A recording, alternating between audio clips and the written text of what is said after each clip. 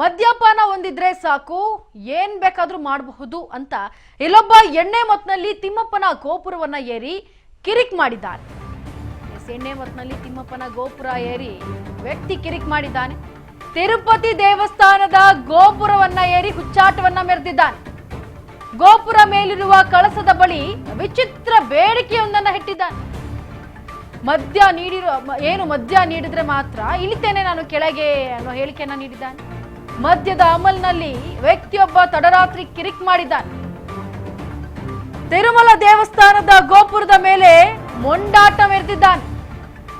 ಎಣ್ಣೆ ಮತ್ನಲ್ಲಿ ತಿಮ್ಮಪ್ಪನ ಗೋಪುರವನ್ನ ಏರಿ ವ್ಯಕ್ತಿ ಇಲ್ಲಿ ಕಿರಿಕ್ ಮಾಡಿದ್ದಾನೆ.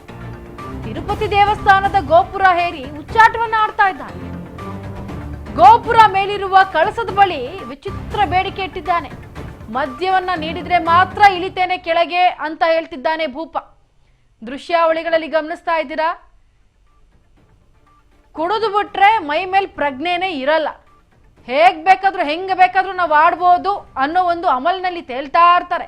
ನೋಡಿ, ಪೊಲೀಸರು ಕರ್ಕೊಂಡು ಹೋಗ್ತಾ ಇರೋದನ್ನ ಗಮನಿಸ್ತಾ ಇದ್ದೀರಾ. ಆದ್ರೆ ಯಾವ ರೀತಿಯಾಗಿ ಒಂದು ಕಳಶದ ಮೇಲೆ ಇದ್ದಾರೆ, ಆ ತಿರುಪತಿ ತಿಮ್ಮಪ್ಪನ ದೇವಸ್ಥಾನದ ಕಳಶದ ಮೇಲೆ ಮದ್ಯಪಾನ ಕೊಟ್ರೆ ಕೆಳಗೆ ಬರ್ತೀನಿ ಅಂತ ಹೇಳಿಕೆಯನ್ನ ಕೊಟ್ಟು ಹುಚ್ಚಾಟವನ್ನ ಮೆರಿತಾ ಇದ್ದಾರೆ.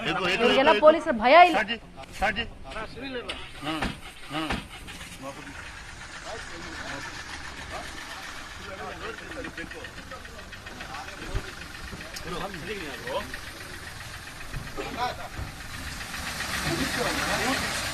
ಇಲ್ಲ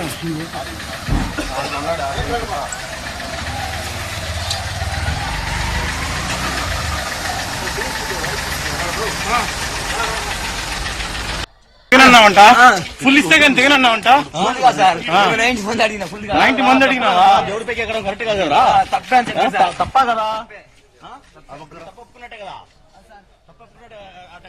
ಇನ್ನ ಒಂದಲ್ಲ ಎರಡಲ್ಲ ಬರೋಬ್ಬರಿ 3 ಗಂಟೆ ಹೈ ಡ್ರಾಮವನ್ನೇ ಮಾಡಿದ್ದಾನೆ.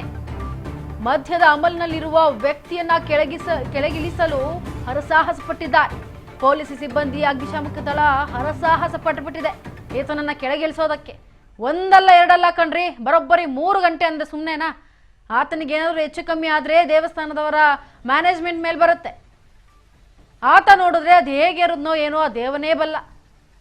ಅಷ್ಟು ಕುಡಿದು ಆ ಮೇಲೇರಿ ನನಗೆ ಇನ್ನೂ ಎಣ್ಣೆ ಕೊಟ್ರೆ ಕೆಳಗೆ ಬರ್ತೀನಿ ಅನ್ನೋ ಹೇಳಿಕೆ ಕೊಡ್ತಾನಲ್ಲ, ಇದು ವಿಚಿತ್ರ. ಅಂದ್ರೆ 3 ಗಂಟೆಗಳ ಕಾಲ ಪಾಪ ಅಲ್ಲಿ ಆತನನ್ನು ಇಳಿಸೋದಕ್ಕೆ ಎಷ್ಟು ವ್ಯವಸ್ಥೆಯನ್ನ ಮಾಡಲಾಗಿದೆ ಗಮನಿಸ್ತಾ ಇದ್ದೀರೋ ದೃಶ್ಯಾವಳಿಯಲ್ಲಿ.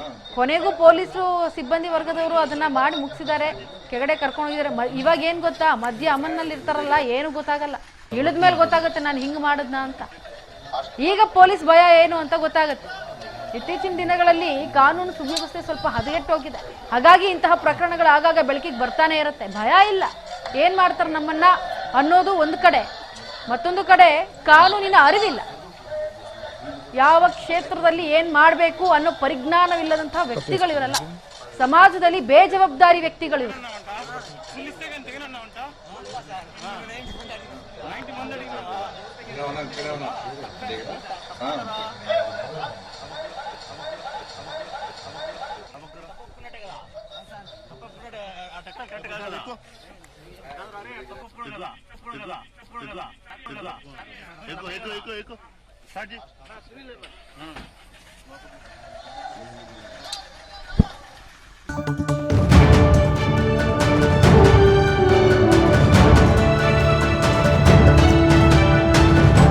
ರಾಜ್ ನ್ಯೂಸ್ ಕನ್ನಡ.